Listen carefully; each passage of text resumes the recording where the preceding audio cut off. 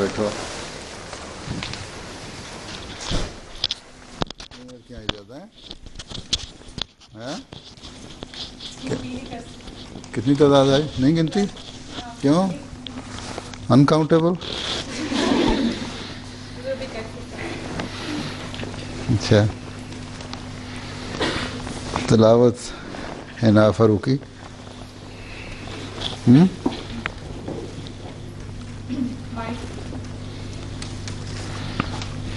دو mic نہیں ہے. السلام علیکم حضور. السلام علیکم. سورہ الاحزاب آیات 42 سے لے کے 45 تک. اعوذ باللہ من الشیطان الرجیم. بسم اللہ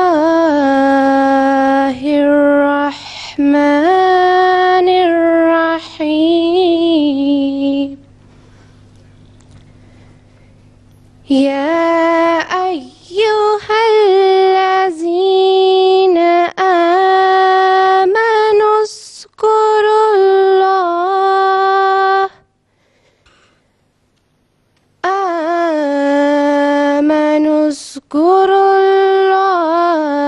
اللہ ذکرا کثیرا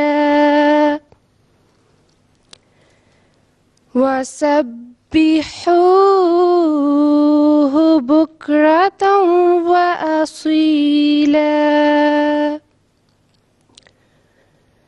هو الذی یصلی علیکم وملائکتہ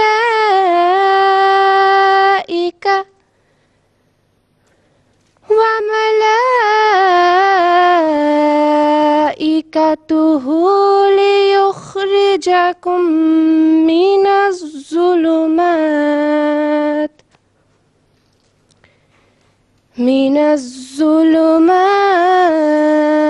إلی النور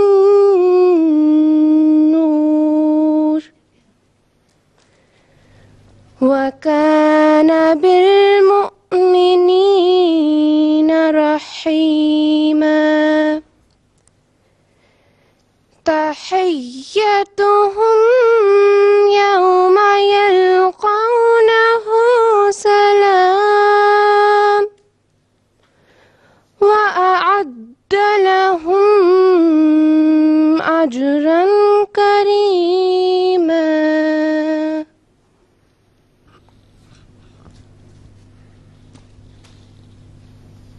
Yes. ترجمہ مدیحہ. السلام علیکم. السلام.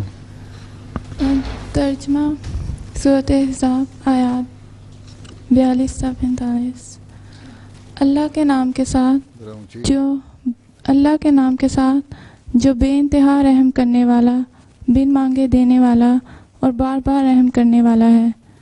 اے وہ لوگو جو ایمان لائے ہو، اللہ کا ذکر کثرت کے ساتھ کیا کرو اور اس کی تسبیح صبح بھی کرو اور شام کو بھی. وہی ہے جو تم پر رحمت بھیجتا ہے اور اس کے فرشتے بھی، تاکہ وہ تمہیں اندھیروں سے نور کی طرف نکالے، اور وہ مومنوں کے حق میں بار بار رحم کرنے والا ہے. ان کا خیر مقدم جس دن وہ اس سے ملیں گے سلام ہوگا، اور اس نے ان کے لیے بہت معزز اجر تیار کر رکھا ہے. خدا صاحبہ حدیث. السلام. اللهم صل على محمد وعلى آل محمد كما صليت على إبراهيم وعلى آل إبراهيم إنك حميد مجيد. اللهم بارك على محمد وعلى آل محمد كما باركت على إبراهيم وعلى آل إبراهيم إنك حميد مجيد. عن أبي هريرة رضي الله عنه عن رسول الله صلى الله عليه وسلم قال: من سبح الله في دبر كل صلاة 33 وحمد الله 33 وكبر الله 33 وقال تمام المائة لا إله إلا الله وحده لا شريك له له الملك وله الحمد وهو على كل شيء قدير غفرت خطاياه وإن كانت مثل زبد البحر. ترجمہ عائشہ شاہ.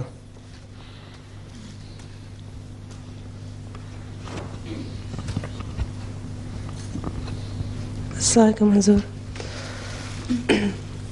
حضرت ابو ہریرہ رضی اللہ عنہ بیان کرتے ہیں کہ حضرت صلی اللہ علیہ وآلہ وسلم نے فرمایا جو شخص ہر نماز کے بعد 33 بار سبحان اللہ، 33 بار الحمدللہ اور 33 بار اللہ اکبر کہے اور پھر پورا سو کرنے کے لیے یہ ذکر کرے کہ لا الہ الا اللہ وحدہ لا شریک لہ لہ الملک ولہ الحمد وہو علی کل شیء قدیر، یعنی اللہ کے سوا کوئی معبود نہیں، وہ اکیلا ہے، اس کا کوئی شریک نہیں، وہی بادشاہ ہے اور مستحق حمد و ثنا ہے، وہ ہر چیز پر قادر ہے، تو اس کے سب گناہ بخش دیے جائیں گے اگرچہ وہ سمندر کے جاگ کے برابر یعنی بہت زیادہ ہی ہوں.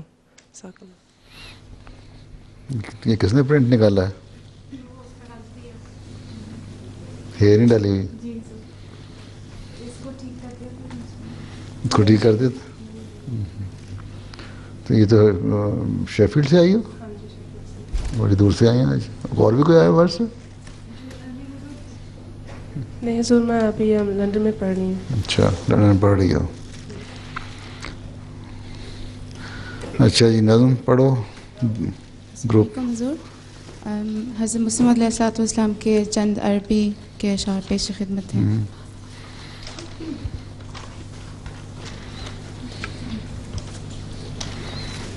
کیا گنتی بنی تمہاری؟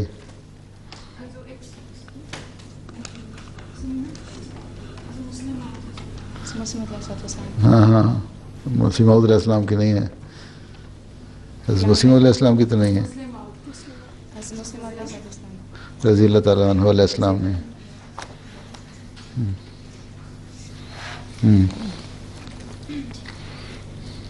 یا رازق الثقلین این جناکا جئناک راجینا لبعض نداکا نشکو امام الناس غص جفاکا والحق لیس وفاؤنا كوفاکا كنت تنحي عنه كل تنهي يا قلبي المجروح كيف رماك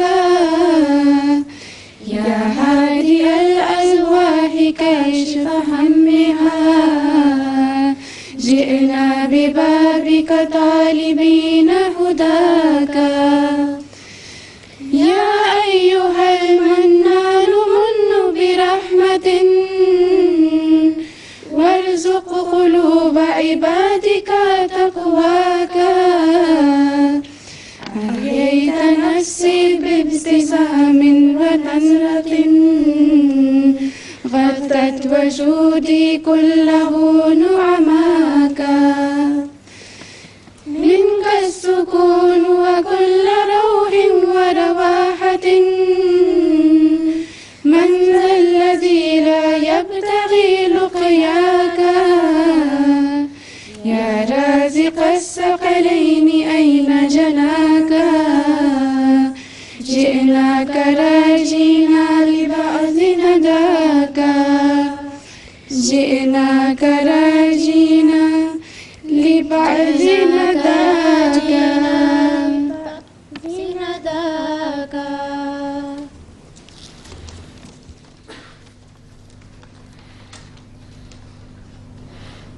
اس کا ترجمہ نہیں پڑھنا؟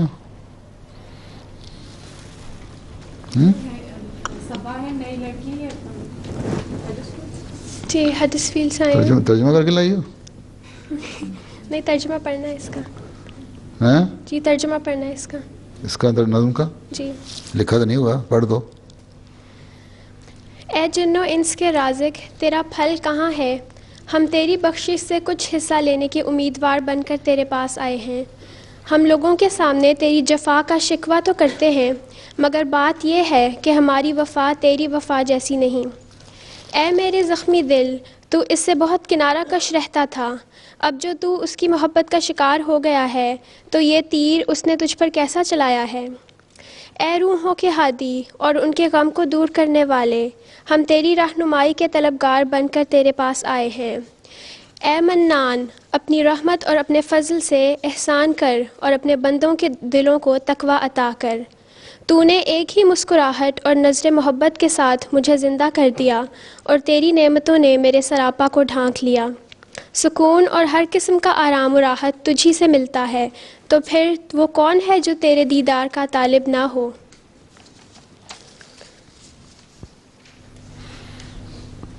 اچھا جی، ارشادات حضرت مسیح علیہ السلام۔ عاطفہ، کون ہے عاطفہ؟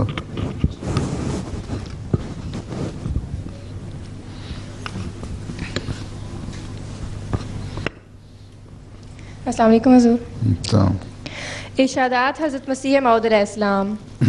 حضرت اقدس مسیح موعود علیہ السلام فرماتے ہیں، اے سننے والوں سنو کہ خدا تم سے کیا چاہتا ہے، بس یہی کہ تم اسی کے ہو جاؤ، اس کے ساتھ کسی کو بھی شریک نہ کرو، نہ آسمان میں نہ زمین میں۔ ہمارا خدا وہ خدا ہے جو اب بھی زندہ ہے جیسا کہ پہلے زندہ تھا، اور اب بھی وہ بولتا ہے جیسا کہ پہلے بولتا تھا، اور اب بھی وہ سنتا ہے جیسا کہ پہلے سنتا تھا۔ یہ خیال خام ہے کہ اس زمانہ میں وہ سنتا تو ہے مگر بولتا نہیں، بلکہ وہ سنتا اور بولتا بھی ہے۔ اس کی تمام صفات ازلی ابدی ہیں، کوئی صفت بھی معطل نہیں اور نہ کبھی ہوگی۔ وہ وہی واحد لا شریک ہے جس کا کوئی بیٹا نہیں اور جس کی کوئی بیوی نہیں۔ وہ وہی بے مثل ہے جس کا کوئی ثانی نہیں اور جس کی طرح کوئی فرد کسی خاص صفت سے مخصوص نہیں اور جس کا کوئی ہمتا نہیں، جس کا کوئی ہم صفات نہیں اور جس کی کوئی طاقت کم نہیں۔ رسالہ الوصیت۔ اچھا جی، لوائے احمدیت پہ عفیفہ، نیلا، غزالہ، قرۃ العین، کیا کرنا ہے انہوں نے؟ السلام علیکم حضور۔ السلام۔ حضرت مسیح موعود علیہ السلام کے کلام میں ایک مصرع ہے، لوائے ماں پناہ ہر سعید خواہد بود، جس کے معنی ہے میرے جھنڈے کی پناہ ہر سعید کو حاصل ہوگی۔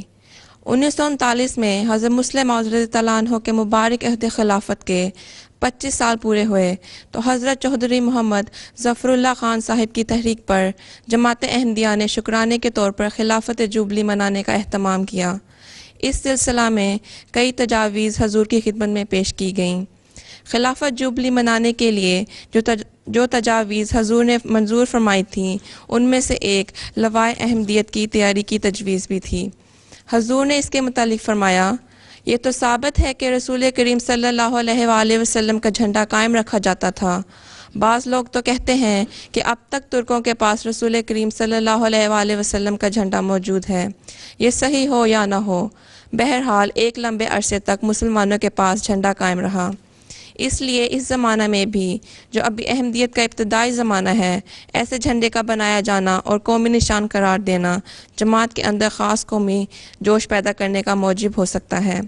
میرا خیال ہے کہ حضرت مسیح موعود علیہ السلام کے صحابہ سے پیسہ یا دھیلا کر کے مخصوص صحابہ سے ایک مختصر سی رقم لے کر اس سے روئی خریدی جائے اور صحابیات کو دی جائے کہ وہ اس کو کاٹیں اور سوت سے صحابی درزی کپڑا تیار کریں۔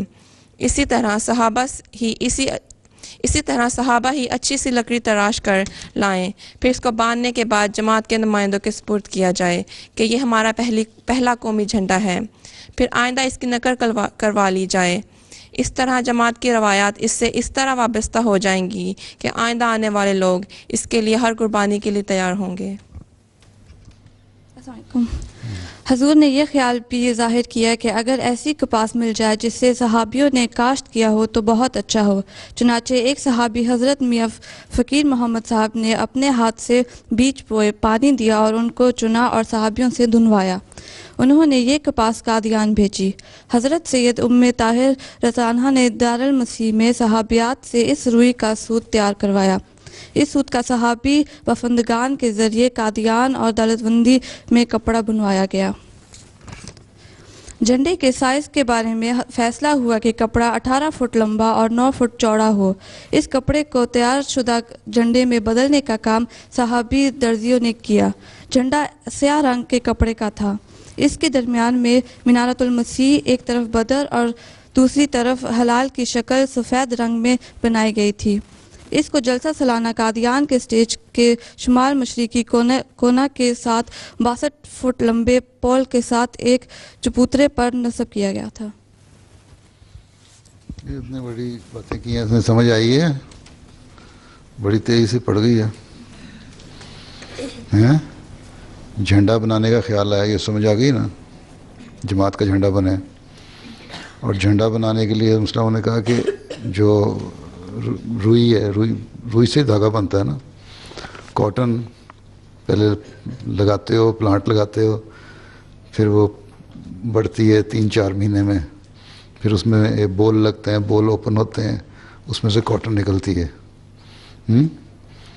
تو انہوں نے کہا کہ جو کاٹن سیڈ ہے اس کو پلانٹ بھی وہی کریں، پھر اس میں سے پودا بننے، اس میں سے جو کاٹن نکلے وہ بھی صحابی بنائیں، صحابی اس کو پلانٹ کریں، صحابی اس میں سے کلیکٹ کریں، اس کے پلانٹ میں سے کاٹن پلگنگ ہوتی ہے اس کی۔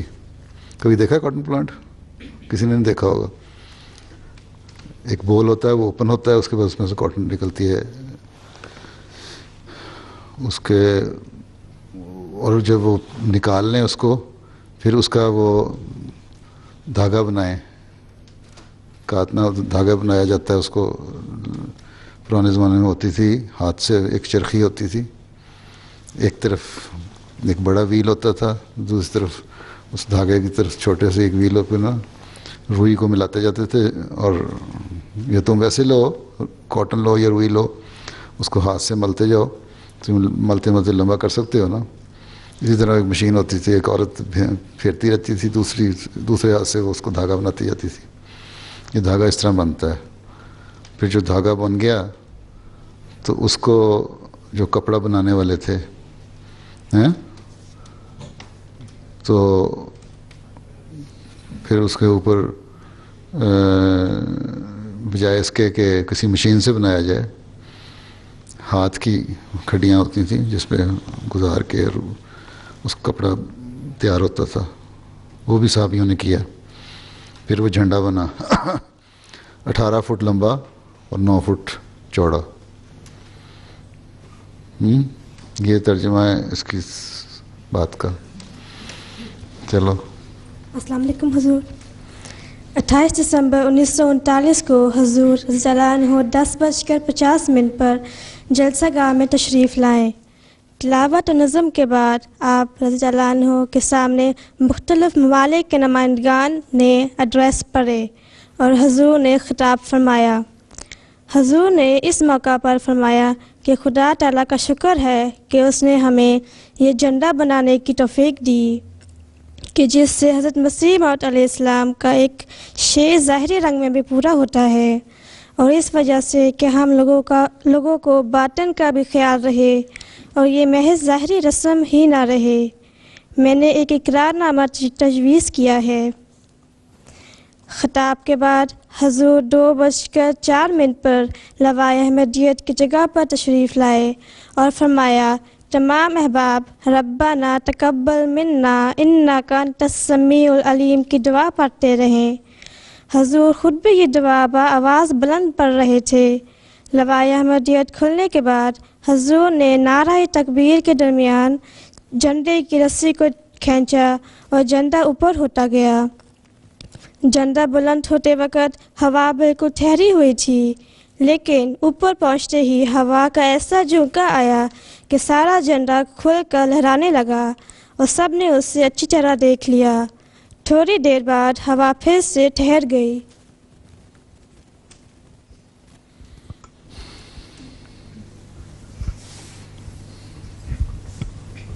السلام علیکم۔ لوائے احمدیت بلند کرنے کے بعد حضرت خلیفۃ المسیح الثانی رضی اللہ عنہ نے جماعت سے ایک اقرار لیا. حضور اس کے الفاظ پڑھتے جاتے تھے اور احباب دہراتے جاتے تھے. اس عہد کے الفاظ یوں تھے: میں اقرار کرتا ہوں کہ جہاں تک میری طاقت اور سمجھ ہے اسلام اور احمدیت کے قیام، اس کی مضبوطی اور اس کی اشاعت کے لیے آخر دم تک کوشش کرتا رہوں گا، اور اللہ تعالیٰ کی مدد سے اس امر کے لیے ہر ممکن قربانی پیش کروں گا کہ احمدیت یعنی حقیقی اسلام دوسرے سب دینوں اور سلسلوں پر غالب رہے اور اس کا جھنڈا کبھی سرنگو نہ ہو بلکہ دوسرے سب جھنڈوں سے اونچا اٹھتا رہے. اللہم آمین، اللہم آمین، اللہم آمین. ربنا تقبل منا انکا انت السمیع العلیم. جی نہیں آئی ہے؟ کہاں سے آئی ہو؟ جرمنی سے ضرور. جرمنی سے آئی ہو؟ ہاں جی. اچھا. اور کون لے آیا؟ چلو اچھا، پھر آگے کیا ہے؟ ایک اور تصویر مجھے دکھائی تھی، انہیں سیکورٹی ہو رہی ہے جھنڈے کی، وہ نہیں دکھائی انہوں نے.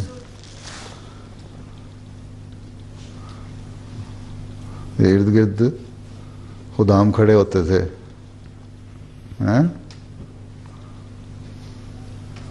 اتنی کار کلیئر نہیں ہے ویسے.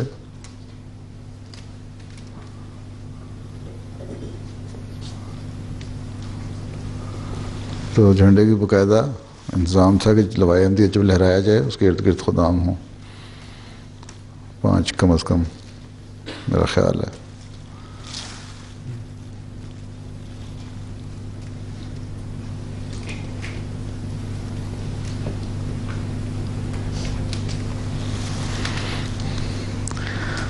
اچھا جی، نظم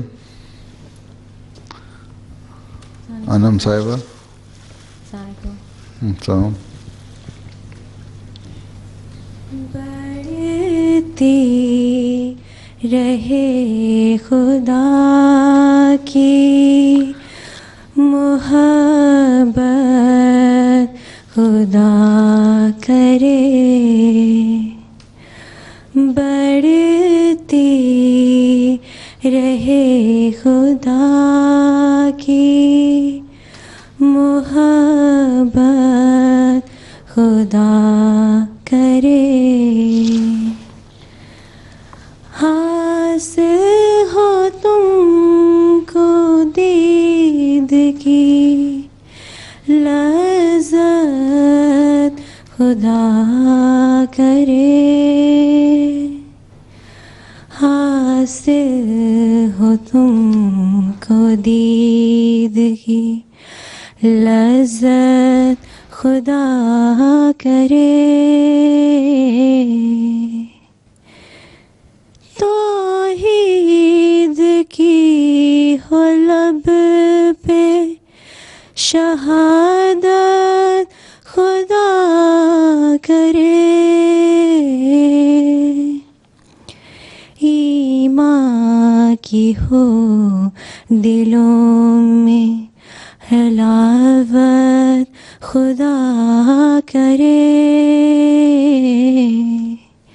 ایمان کی ہو دلوں میں حلاوت، خدا کرے حاکم رہے دلوں پہ شریعت، خدا کرے حاصل ہو مصطفیٰ کی رفاقت، خدا کرے حاصل ہو مصطفیٰ کی رفاقت، خدا کرے مل جائے تم کو دی کی دولت، خدا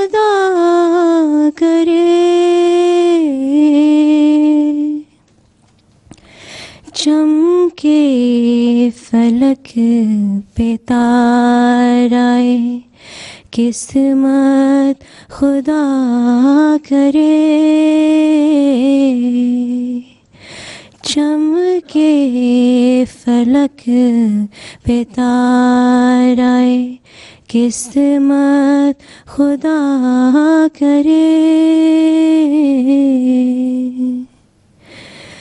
تم ہو خدا کے ساتھ خدا ہو تمہارے ساتھ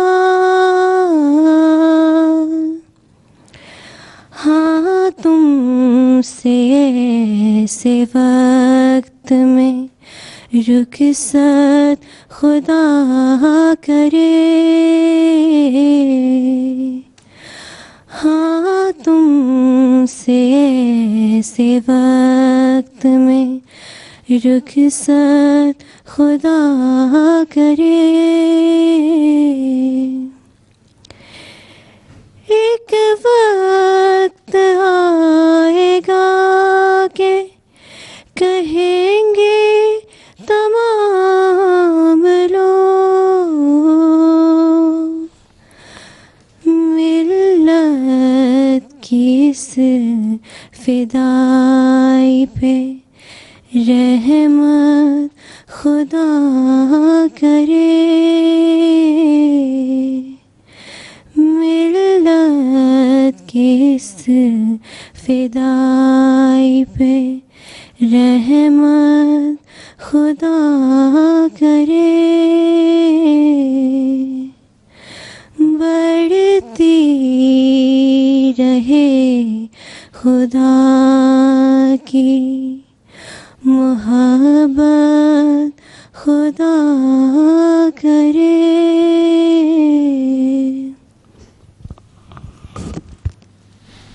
اچھا جی، سفر قادیان کی تصویر کس نے دکھانی ہے؟ نقاشہ کون ہے؟ دکھاؤ. بڑی چھوٹی چھوٹی ہیں. حضور پہلے تو ہم جزاک اللہ کرنا چاہتے تھے آپ کو جزاک اللہ کہنا چاہتی تھی کیونکہ آپ نے ہمیں اجازت دی قادیان جانے کی. تو کچھ تصویریں لے کے آئی ہوں میں دکھانے کے لیے. گیٹ ہے بہشتی مقبرے کا؟ یہ ہاں جی بہشتی مقبرہ کی انٹرنس ہے. یہ اس کی تصویر ہے. تو آگے یہ بہشتی مقبرہ کے اندر فاؤنٹین بنایا یادگار بنی ہے جی ظہور قدرت ثانیہ. اس جگہ جو پہلی بیعت ہوئی تھی نا ہاں جی خلیفہ اول کی، اس جگہ پہ ہوئی تھی بیعت جی. اور پہلے یہاں چھوٹا سا نشان تھا. اب یہ خلافہ جوبلی پہ نیا بنایا ہے. شیشے کے سلیب ہیں، ان کے اوپر آیت استخلاف بھی لکھی ہوئی ہے جی اور ترجمہ ہے ان کا. ہاں جی. اور ایک فاؤنٹین ہے، اس کے اوپر سے پانی گرتا نیچے جی. اور اس ارد گرد بھی اس کی آیتیں لکھی ہیں. تم نے پہلے تصویر کھینچ لی تھی جی. یہ جو آرچ بنی ہوئی ہے یہ جنازہ گاہ ہے، جہاں جنازہ حضرت صاحب کا پڑھا گیا تھا جی اس جگہ رکھ کے. ٹھیک. اور یہ بھی اسی یہ اس کا کلوز اپ ہو گیا تھوڑا سا. آگے یہ لائبریری بن رہی تھی ابھی. لائبریری بن رہی ہے نئی. اچھا.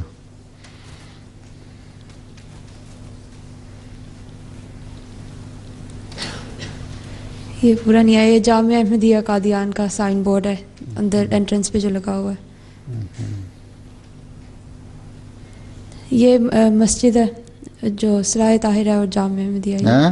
یہ سراہ طاہر ہے. سراہ طاہر دور سے طاہر ہے کہ یہ وہ ہے مسجد انوار ہے میرے خیال سے. یہ سراہ طاہر ہے. یہ جامعہ احمدیہ یہ سراہ طاہر ہے. ہاں جی.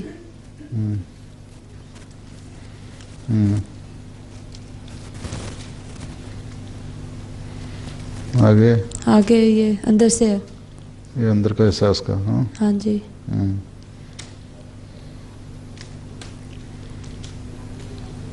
یہ مسجد انوار جو نئی بنی ہے اس کے اندر. مسجد انوار نئی جو بنی ہے.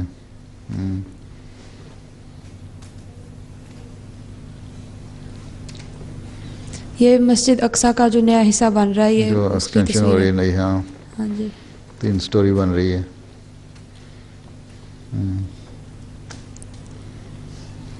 یہ بھی اسی کی تصویر ہے.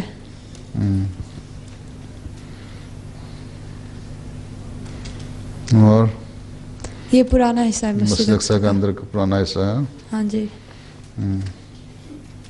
یہ جو گنبد نظر آ رہے ہیں نا پرے مینارے اور گنبد پرلے اینڈ پہ، پہلے صرف وہی مسجد اقصیٰ کا حصہ تھا جو حضرت مسیح علیہ السلام کے زمانے میں تھا. جی. یہ بعد کی ایکسٹینشن ہے خلیفہ اول کے زمانے میں، پھر خلیفہ ثانی کے زمانے میں. اچھا، اور بس. ہاں جی. اور حضور یہ کی رنگز لے کے آئی ہوں میں کلاس کے لیے. کی رنگز لے کے آئی ہوں کلاس کے لیے. کیا کہہ رہی ہو؟ کی رنگز. کی رنگ لے کے آئی کلاس کے لیے؟ ہاں اچھا، جی. بانٹ دینا. جی. اچھا، کتنے ہیں؟ 100. 100؟ اچھا، 100 سے کم ہی ہیں لڑکیاں میرا خیال ہے آج. جی. 100 سے کم ہے نا؟ 120 ہیں. ایک تو یہ نکل گئی جو لائی ہے، ایک اس کی رشتہ دار نکل جائے گی. ویسے یہاں تک تو 55 ہیں، آگے کتنی ہیں؟ 75. چلو خیر. اور کون کون قادیان گیا تھا؟ بس جو قادیان گئے تھے وہ تو نکل گئے سارے، باقیوں کو دے دینا.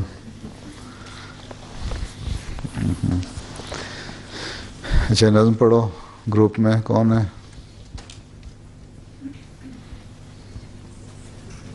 السلام علیکم حضور. السلام. حضرت مسیح موعود علیہ السلام کے چند دعائیہ اشعار جو انہوں نے حضرت مسلم موعود رضی اللہ تعالیٰ عنہ کے لیے ان کے آمین پہ لکھے تھے.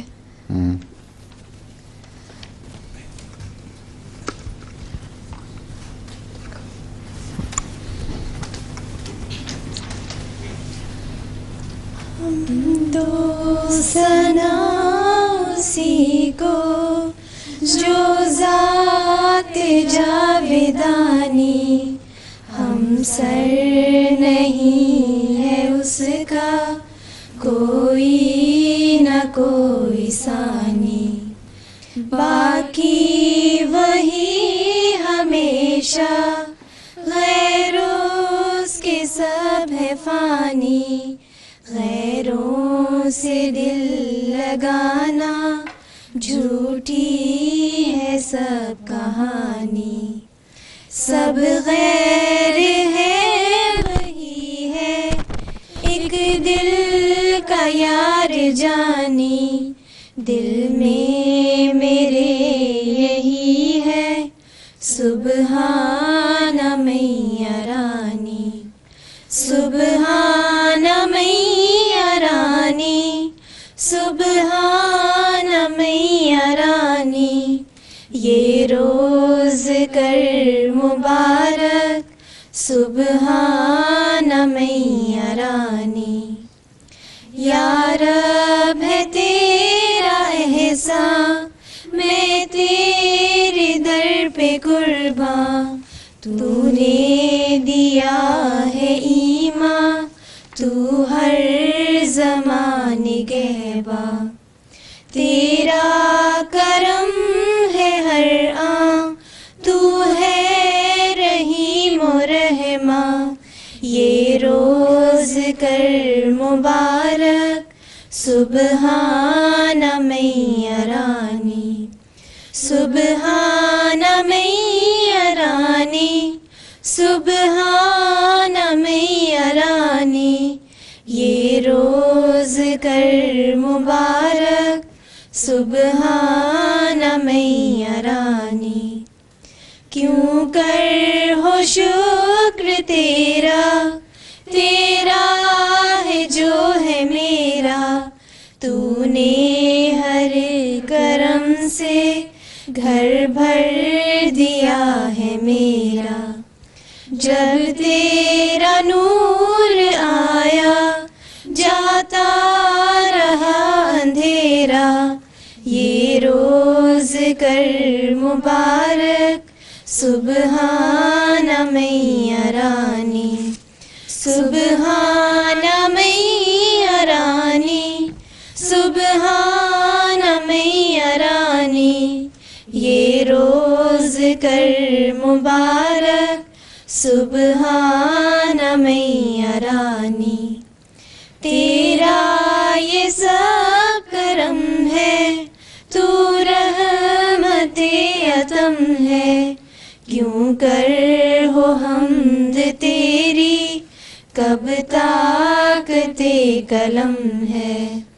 तेरा हूँ मैं हमेशा, जब तक दम में दम है, ये रोज कर मुबारक, सुबहान मैया रानी, सुबहान मैया रानी, सुबहान मैया रानी, ये रोज कर मुबारक, सुबहान मैया रानी। ए कादिरो तवाना, आफात से बचाना, हम तेरे दर पे आए, हमने है तुझको माना। गैरों से दिल बनी है, जब से है तुझको जाना, ये रोज कर मुबारक, सुबहान मैया रानी, सुबहान मैया रानी, सुबहान मैया रानी, ये रोज कर मुबारक, सुबहान मैया रानी, सुबहान मैया रानी, सुबहान मैया रानी, ये रोज कर मुबारक, सुबहान मैया रानी। अब 15 मिनट में क्या करना है और खत्म प्रोग्राम? क्यों जी? क्यों डॉक्टर, तुम्हारी पढ़ाई कैसी चल रही है? मेरे एग्जाम्स होने वाले हैं, पर मेरा बहुत काम पड़ा है। अच्छा अच्छा, सेकंड ईयर है? थर्ड ईयर में? अच्छा, 2 साल और हैं इंशाल्लाह। मेरे लिए प्लीज़ ज़रूर दुआ करें। तो अब तुमने वो शुरू कर दिया है वार्ड्स में विजिट करना? हाँ जी हजूर, शुरू कर दिया। वो तो थर्ड ईयर के जब स्टार्ट हुआ था तब भी शुरू हो गया था। अच्छा अच्छा हाँ जी। अच्छा, आप क्या फरमाती हैं दिया साहिबा?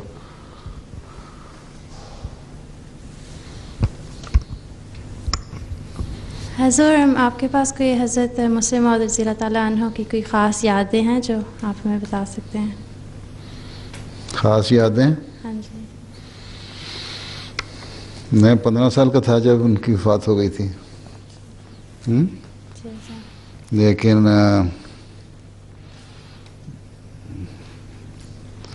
एक तो ये है कि मेरे नाना थे, बावजूद इसके कि कभी कुछ नहीं कहा, लेकिन अदब एहतराम इतना था कि बचपन में मुझे नहीं याद कभी हमने कोई ऊंची आवाज़ में उनके सामने कोई बात की हो, और मजाक कर लिया करते थे कभी कभी बचपन में वो हमारे से बच्चों से।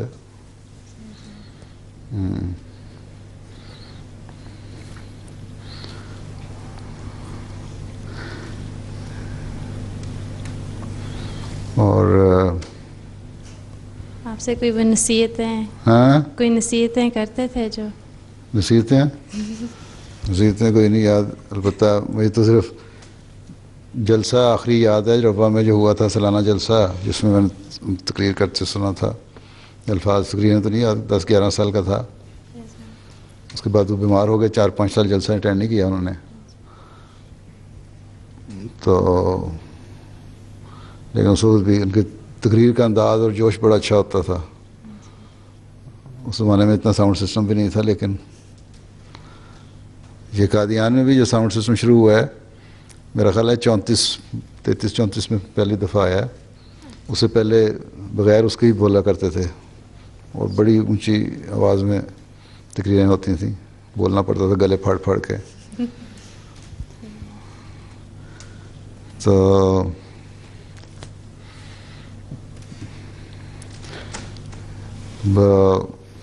ہم گھر والے بھی، ان کے بچے بھی اور ہم چھوٹے بچے بھی جو ملنے جاتے تھے تو ان کے گھر میں اوپر ایک کمرہ ہوتا تھا بڑا، میرا خیال ہے تقریباً یہاں سے لے کے اس اینڈ تک لمبا ایک کمرہ تھا، جس میں سارے ملنے والے ارد گرد بیٹھے ہوتے تھے یا کھڑے ہوتے تھے اور اس کی فسانی ٹہلتے رہتے تھے اور پھر باتیں بھی کرتے رہتے، سوال پوچھتے رہتے تھے، کسی سے بات کر لی ہیں یہاں سے لے کے وہاں تک۔ گھر میں بھی نا ان کو یہ تھا کہ جو وقت ملے ٹہلتے ٹہلتے دعائیں بھی پڑھتے جاتے تھے، باتیں بھی کرتے جاتے تھے۔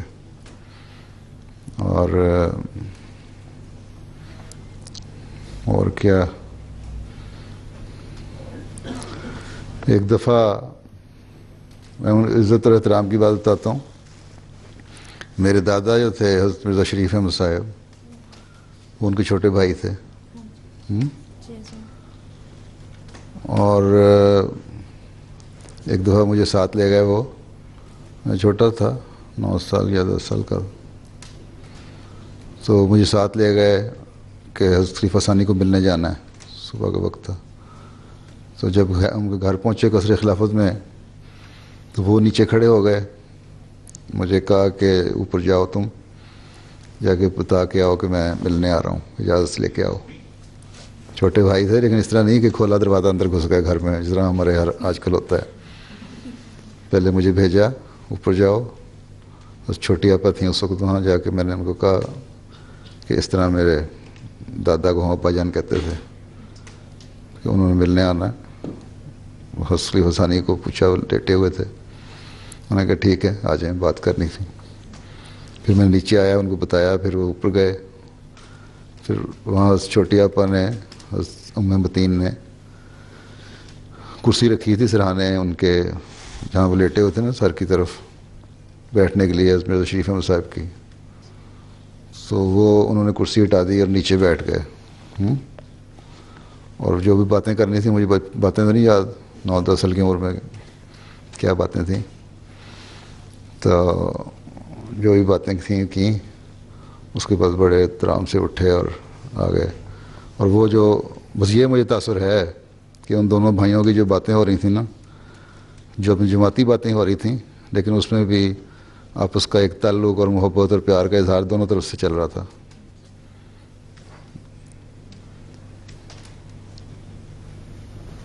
تو ایک یہ بات یاد ہے۔ وفات کے وقت مجھے یاد ہے کہ میں گھر میں سویا ہوا تھا، تو میرے بہنوئی انہوں نے آ کے بتایا کہ جلدی آؤ، خلیفہ ثانی کی طبیعت خراب ہے۔ یا بتائیے وفات کب بتایا شاید، 12 میں اور میرا بڑا بھائی ہم دونوں گئے دوڑے ہوئے، تو وہاں گئے تو سارے لوگ اکٹھے تھے ارد گرد، وہاں جا کے ہم نے دیکھا وفات ہو چکی تھی اس وقت۔ وہ ایک تاثر ہے۔ سرہانے ان کے ایک طرف حضرت خلیفہ مسیح ثالث کھڑے تھے اور ایک طرف حضرت خلیفہ رابع کھڑے تھے اور باقی بچے ان کے تھے۔ ان دو کے تو مجھے یاد ہے اچھی طرح۔ تو اس کے بعد وہ ایک بڑا دھچکا تھا جماعت میں، کیونکہ 52 سال کی خلافت تھی ان کی، ہیں 1914 سے لے کے 1965 تک ہیں، اور جو لمبی بیماری چلی یہ بھی اللہ تعالیٰ نے جماعت کو تیار کیا تھا اس کو برداشت کرنے کے لیے، کیونکہ اتنا لمبا عرصہ کسی سے اٹیچمنٹ ہو جائے پھر تو قبول کرنا بڑا مشکل ہو جاتا ہے نا۔ تو پھر انتخاب خلافت ہوا مسجد مبارک میں رات کے وقت عشاء کے بعد، مجھے یاد ہے۔ پھر اگلے دن جی شام کو جنازہ ہوا۔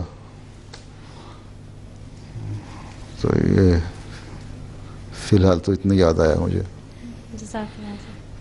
اور کچھ؟ جی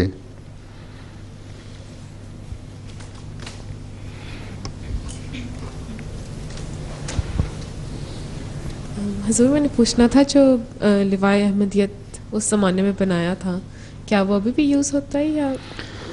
لوائے احمدیت جو اس زمانے میں بنایا تھا وہ ابھی استعمال تو نہیں ہوتا، لیکن اس کو سنبھال کے رکھا ہوا ہے، روا میں ہے۔ اور اس کے نمونے جو ہیں، جو ہمارا لوائے احمدیت لہرایا جاتا ہے نا اب، یہ اس کا 1/3 ہے جو اصل اوریجنل لوائے احمدیت ہے سائز میں۔ جو پوری ڈائمنشن دونوں طرف کی ہیں. یہ بھی جو لوائے احمدیت اب بنا گیا ہے، اس میں بھی اللہ تعالیٰ نے اس کی بنانے میں اور ڈیزائن کروانے میں مجھے توفیق دی. جب 89 کا سینٹینری جوبلی تھی نا جماعت کی، اس وقت یہ کام خدام الاحمدیہ کے سپرد ہوا تھا کہ خدام الاحمدیہ بنائے. یہ لوائے احمدیہ جو ہے یہ بھی خدام الاحمدیہ کے زیر حفاظتی رکھا جاتا تھا. اب بھی کسی جگہ سنبھال کے رکھا ہوا ہے.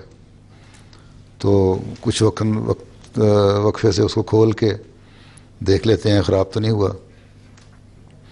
تو میں نے اس کو دیکھا 2 دفعہ ویسے، جب میں خدام الاحمدیہ تھا اس وقت اس کی صفائی اور نگرانی کے لیے. تو جب یہ 89 میں لوائے احمدیت لہرانا تھا نا ساری دنیا کی جماعتوں میں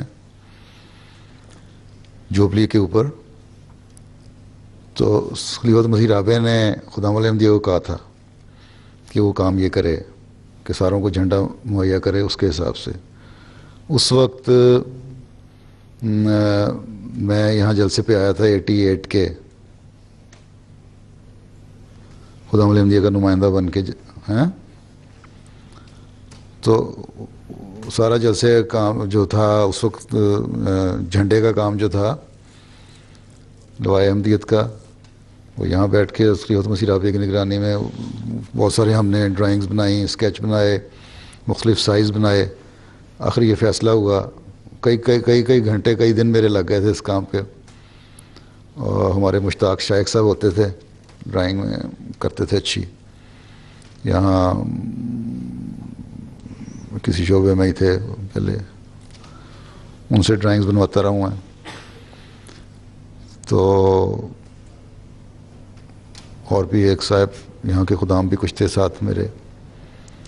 تو پھر آخر فائنل یہ ہوا کہ یہ جو جھنڈا لوائے احمدیت ہے نا اوریجنل، اس کا 1/3 جو ہے وہ دیا جائے، کیونکہ وہ بہت بڑا تھا، 18 فٹ لمبا اور 9 فٹ چوڑا.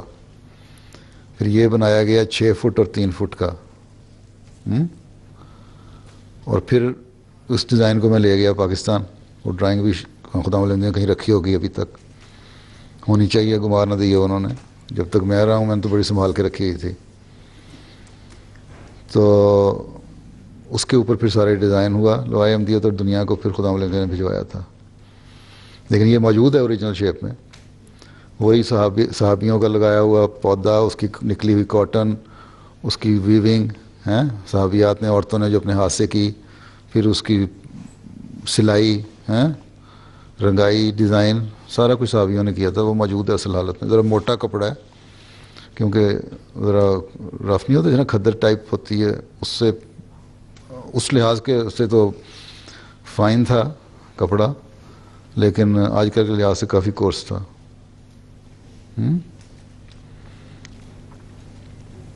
اور حضور اس کا جو ڈیزائن تھا جی لوائے احمدیت کا، وہ کس نے سوچا تھا یا وہ کس طرح ڈیزائن؟ تو پھر تقریباً ثانی نے مختلف مشوروں سے ڈیزائن کیا تھا کہ یہ ڈیزائن ہوگا. اور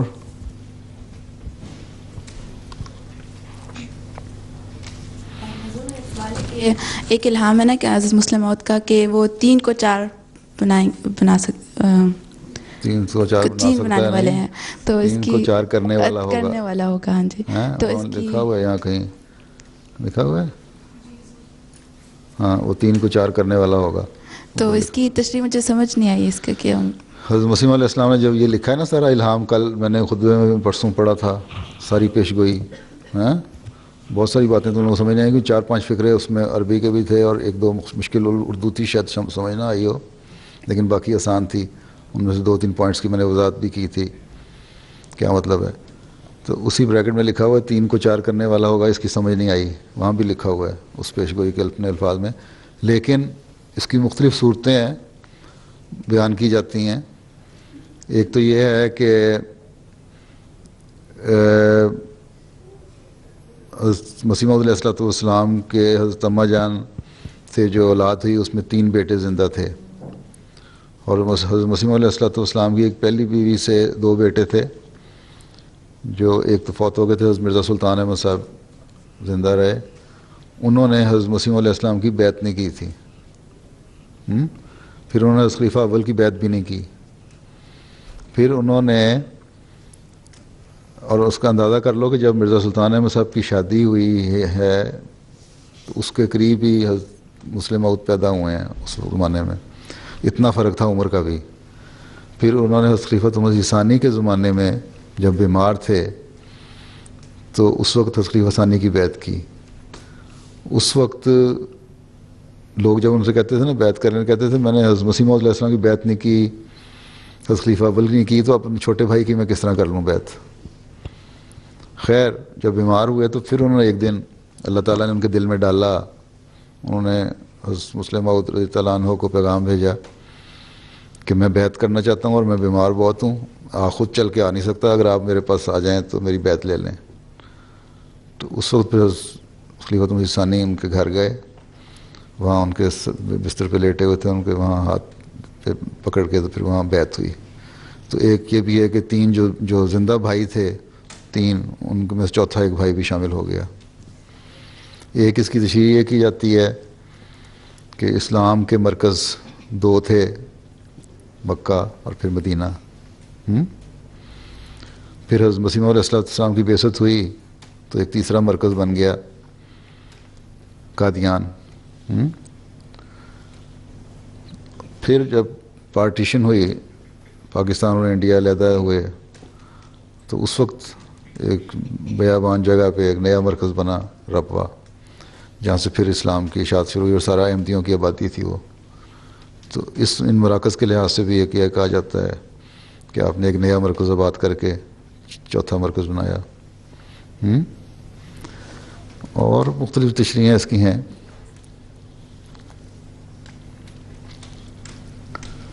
جی حضور ہمیں کچھ ورلڈ وار 3 کے بارے میں بتائیں. جی ورلڈ وار 3 کے بارے میں. ورلڈ وار 3 کے بارے میں جی کیا ہوا اس کو؟ ابھی تو ہوئی نہیں، جب ہوگی تو پتہ لگ جائے گا.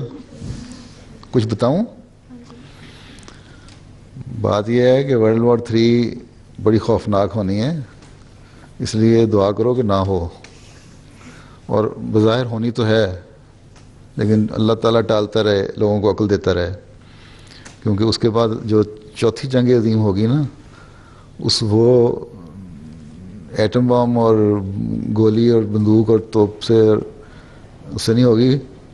کہتے ہیں کہ وہ جو چوتھی جنگ عظیم ہوگی، اتنی تباہی اس 3rd ورلڈ وار آ چکی ہوگی دنیا میں کہ وہ پھر ڈنڈوں سے لوگ لڑیں گے اگر لڑائی کرنی ہوگی تو. ہاں پھر وہ اپنے پچھلی عمر میں چلے جائیں گے. لیکن بات یہ ہے کہ جب تک انصاف دنیا میں قائم نہیں ہوگا، ایک بے چینی، ایک فرسٹریشن پیدا ہوتی رہے گی مختلف لوگوں میں، غریبوں میں بھی. جو امیر قومیں ہیں، جو سپر پاورز کہلاتی ہیں، یہ انصاف نہیں کر رہی.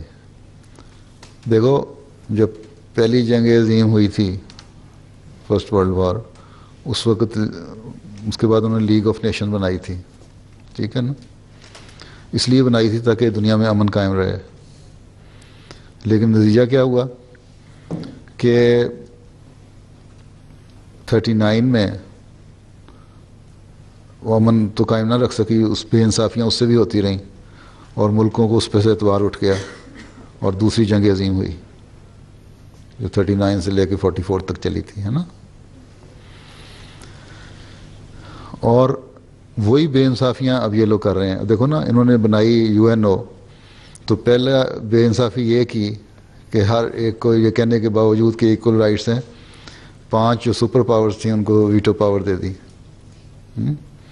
اور اس کو ویٹو پاور اس طرح دے دی کہ 4 بھی ایک طرف ہیں اور ایک اس میں سے ڈسینٹ کرتا ہے یا اس سے انکاری ہوتا ہے، تو اس کو اختیار وہ فیصلہ نہیں ہو سکتا ہے. اور پھر یہ ہے کہ جس کی چیز کے لیے بنائی گئیں، دنیا کے لیے غربت کو خاتمے کے لیے ہم غربت کو ختم کریں گے. کیا غربت کو ختم کی؟ افریقہ مر رہا ہے، کتنے کو دے گی؟ امریکہ میں بے تحاشا ٹنوں گندم جو ہے، ویٹ جو ہے، وہ خراب ہو کے اس کو ضائع کر دیتے ہیں بجائے اس کے کہ غریب ملکوں کو بھیج دیں جہاں قحط پڑا ہوا ہے, فاقہ ہو رہا ہے. پھر یورپ میں ٹنوں کے حساب سے دودھ اور پنیر اور مکھن جو ہے وہ ضائع ہو جاتا ہے, جو بجائے اس کے کہ اس کو پرزرو کریں اور پھر ذرا بہتر کر کے یا ایکسپائر ہونے سے پہلے, ضائع ہونے سے پہلے وہاں بھیج دیں. ان لوگوں کو جو مال نرشڈ لوگ ہیں سارے ہیں, بچے ان کو کھانے کو نہیں ملتا, انڈر نرشڈ ہیں سارے, ان کو کھانے کو مل جائے. یہ بھی انصاف نہیں انہوں نے کیا. پھر جنگیں ہوتی ہیں تو اپنی مرضی کی دھونس جمائی جاتے ہیں. اب عراق پہ جو کیا ہے انہوں نے, اب آپ کہتے ہیں کہ وہ ہمارے سے غلطی ہو گئی. عراق کے پاس تو نہ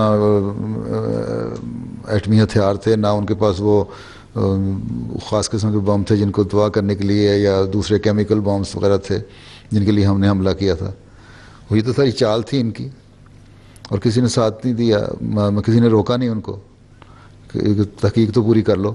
اب جب سب کچھ ہو گیا, آگ لگا دی, ان کے کنویں تباہ کر دیے تیل کے, اور اکانومی بالکل کرپل کر کے رکھ دی, تو اب کہتے ہیں آ کے کہ ہمارے سے غلطی ہو گئی, وہاں سے کچھ بھی نہیں تھا. یہ صرف چال تھی کہ ان کے دولت پہ قبضہ کیا جائے. تو اللہ تعالیٰ نے کہا ہے نا کہ دوسرے کی دولت کو نہ للچائی نظروں سے نہ دیکھو, جو اپنے پاس ہے اس کو پہ انحصار کرو. اگر ساری قومیں یہ کرنے شروع کر دیں تو پھر انصاف قائم ہو سکتا ہے, اور جب یہ انصاف قائم ہو جائے تو پھر بے چینیاں ختم ہوتی ہیں, اور بے چینیاں ختم ہوتی ہیں تو پھر امن رہتا ہے. نہیں تو فساد ہوگا. اور یہ آج کل جو صورتحال ڈیولپ ہو رہی ہے یہی ہو رہا ہے. اب جو ریسنٹ جو جیسے کہتے ہو تم لوگ کریڈٹ کرنچ آیا ہے, اس میں بھی اس کی وجہ سے بلاک بننے لگ گئے ہیں. اب پچھلے دنوں ان کی کانفرنس ہوئی تھی یہاں سوئٹزرلینڈ میں کس جگہ, اس میں چائنا اور رشیا نے دونوں نے مل کے امریکہ پہ الزام لگایا کہ یہ سارا کچھ جو ہو رہا ہے فساد ہوا ہے تمہاری وجہ سے ہوا ہے, یہ کریڈٹ کرنچ. اب اس کا مطلب آپس میں کچھ لوگ اکٹھے ہونے شروع ہو گئے نا, بلاک بنتے جائیں گے. اگر تم دیکھو تاریخ تو 29 کا جو کرائسس آیا تھا نا, اکنامک کرائسس بڑا خطرناک 1929 میں, اس کے 10 سال بعد 39 میں جنگ شروع ہو گئی تھی. اب یہ دیکھو اس کے یہ جو کریڈٹ کرائسس آیا ہے اس کے کتنے سال بعد جنگ شروع ہوتی ہے. اور آنی تباہی بہت زیادہ, کیونکہ ہر ایک ملک جو ہے, چھوٹا ملک, غریب, امیر, ہر ایک کے پاس ایٹم بم ہے اور عقل کوئی نہیں ہے. کسی نے بھی کچھ کر دیا تو کروڑوں لاکھوں لوگوں کو مار دیں گے. اس لیے ہمارا کام ہے کہ دعا کرتے رہیں, اللہ تعالیٰ فضل کرے اور اس سے بچ جائیں. اتنی خوفناک تباہی ہے کہ اس کا اندازہ نہیں ہو سکتا. ہیروشیما اور ناگاساکی کا جو تباہی آئی تھی ان کی انٹینسٹی اتنی زیادہ نہیں تھی اس بموں کی جتنے اب ہیں اسٹرینتھ کے بم ہیں.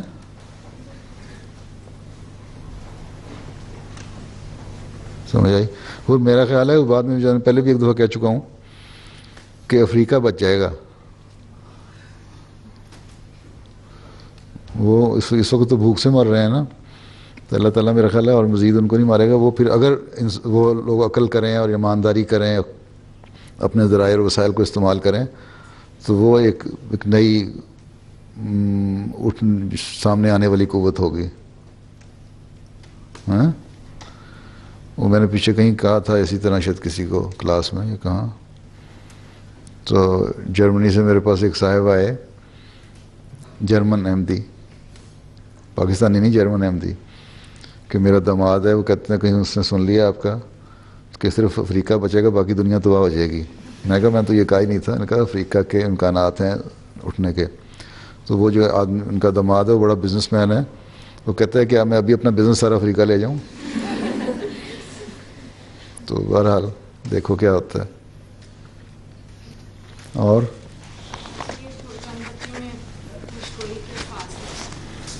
پیش گوئی کے الفاظ لکھے ہیں. اچھا, بڑا اچھا کیا. یہ اس کے 52 پوائنٹس خلیفہ مسیح ثانی نے ایک جگہ 52 اپنی تقریر میں اس پیش گوئی میں سے 52 پوائنٹس نکالے ہیں، یہ اور کچھ اور دوسری ملا کے مسلم موت کے بارے میں، اور ایک جگہ 59 پوائنٹس کا ذکر کیا ہے، لیکن جو گنتی کرو تو 58 پوائنٹ بنتے ہیں۔ اگر 52 پوائنٹ لیے جائیں تو یہ بھی عجیب بات ہے کہ 52 پوائنٹس میں پیش گوئی کے، اور 52 سال ہی ان کی خلافت کا عرصہ ہے۔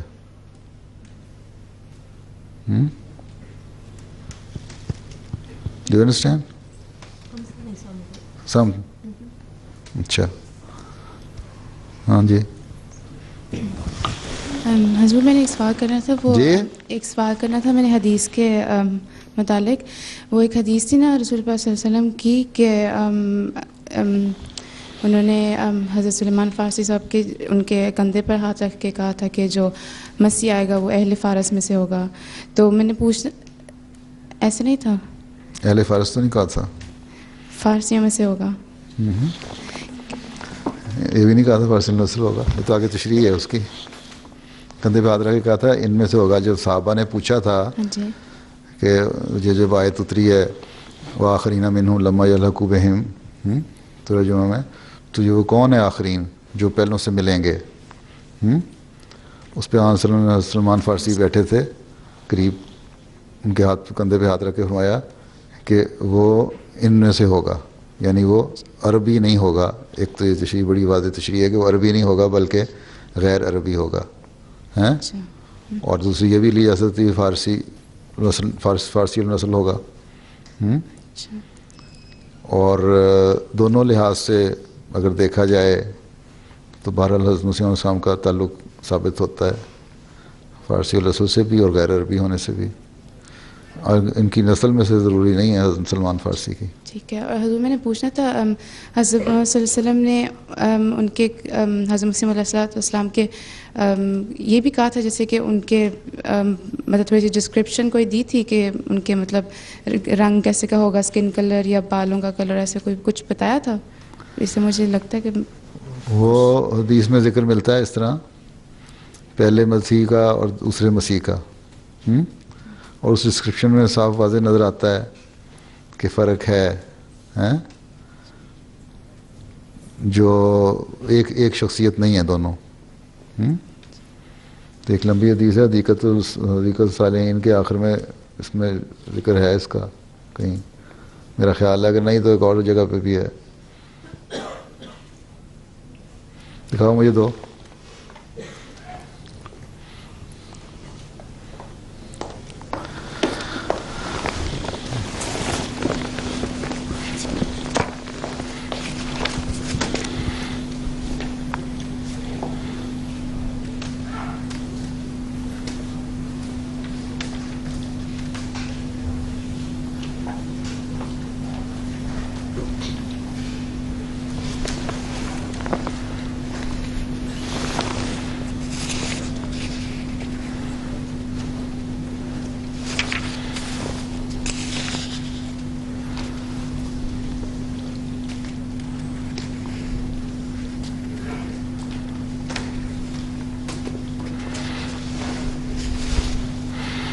یہ حضرت نافع بیان کرتے ہیں کہ حضرت عبداللہ بن عمر نے بتایا کہ دفعہ صلی اللہ علیہ وسلم کے سامنے لوگوں مسیح دجال کا ذکر کیا اور فرمایا اللہ تعالیٰ یقین چشمے نہیں لیکن مسیح دجال کانا ہوگا، یعنی کہ ایک آنکھ نہیں ہوگی اس کی، ہیں؟ مسیح دجال کی دائیں آنکھ کانی اور یوں اوپری ہوگی جیسے انگور کا دانہ ہوتا ہے۔ ایک رات میں نے خواب میں دیکھا کہ میں کعبہ مکرمہ کے پاس ہوں، کیا دیکھتا ہوں کہ ایک گندمی رنگ کا خوبصورت آدمی ہے، زلفیں کندھوں تک پہنچ رہی ہیں، بال سیدھے شفاف ہیں جن سے پانی کے قطرے ٹپکتے نظر آتے ہیں۔ وہ اپنے ہاتھ دو آدمیوں کے کندھوں پر رکھے بیت اللہ کا طواف کر رہا ہے۔ میں نے پوچھا یہ کون ہے؟ لوگوں نے بتایا کہ مسیح ابن مریم ہے۔ پھر میں نے ان کے پیچھے ایک اور آدمی دیکھا، گھنگریالے بال، سخت جلد، دائیں آنکھ، اور اس کے بارے میں بولا یہ مسیح دجال ہے۔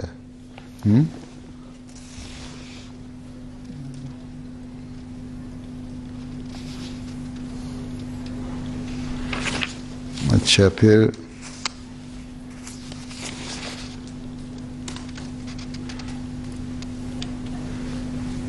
فرمایا کہ عیسیٰ ابن مریم سب سے قریب تعلق ہے کیونکہ میرے اور اس کے درمیان کوئی نبی نہیں۔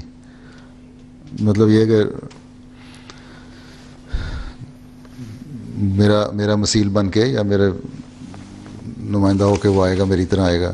جب تم دیکھو تو اس حلیے سے اسے پہچان لینا کہ وہ درمیانے قد کا ہوگا، سفید رنگ، سیدھے بال، اس کے سر سے بغیر پانی استعمال کیے قطرے گر رہے ہوں گے، یعنی اس کے بال چمکنے ویسے تر تر نظر لگیں گے. وہ مبوس ہو کر سلیم توڑے گا. یہ ساری تمثیلی باتیں ہیں، میٹافوریکل چیزیں ہیں. یہ چیزیں نظر آئیں گی، اس طرح کا حلیہ ہوگا. تبھی تو جو غیر احمدی کہتے ہیں نا کہ سلیب توڑے گا، اور سلیب عیسیٰ نے آنا ہے تو آتے ہی سلیب توڑ دینا ہے. اور اسی طرح مہدی نے ساتھ مل جانا ہے اس کے، ہیں آ کے سوروں کو مارنے لگ جانا ہے. تو کتنے کو سور مارے جائیں گے دنیا میں، اور کتنی سلیبیں ٹوٹیں گی. ہیں وہ مبوس ہو کر سلیب کو توڑے گا یا سلیب کی دے ابطال کرے گا. خنزیر قتل کرے گا، یعنی خبیث نفس لوگوں کی ہلاکت کا موجب ہوگا. اچھا، تو یہ اتنا حلیہ ہے، سمجھ آئی؟ اتنا ذکر آتا ہے. سرخ سفید رنگ، سیدھے بال اور درمیانہ قد. اور یہی پوچھنا چاہتی تھی تم؟ ہاں جی، وہ بس وہ میں یہ کہہ رہی تھی کہ یونیورسٹی میں میری دوسری کچھ ساتھ میں جیسے کلاس فیلو ان کے ساتھ مطلب یہ ڈسکشن شروع ہوئی تھی. اس کا حوالہ ہے، میں ان کو دکھانا چاہ رہی تھی یہ حدیث. تو یہ حدیث ابو داؤد کی ہے، ابو داؤد کی خروج دجال، اور مسند احمد بن حنبل میں بھی ہے یہ. دو جگہ ریفرنس لے کے چلے جانا یہاں سے. جی وہ یہ بھی کہہ رہے تھے، پتہ نہیں کہ وہ 3 لوگ ہیں جن کی وہ حدیثوں پہ وہ ڈیفینیٹلی مطلب یقین رکھتے ہیں. وہ بخاری، مسلم اور صحیح. دیکھو نا، تینوں کی 3 ہیں، بخاری، مسلم. صحیح بخاری کو صحیح کہتے ہیں نا. ہاں جی ٹھیک ہے. بخاری اور مسلم یہ 6 حدیثوں کی کتابیں ہیں اصل میں، جو ان کو صحیح حدیثیں کہا جاتا ہے، اور یہ ان میں سے ایک ہے. جی ٹھیک ہے. چلو نماز کو وقت ہو گیا.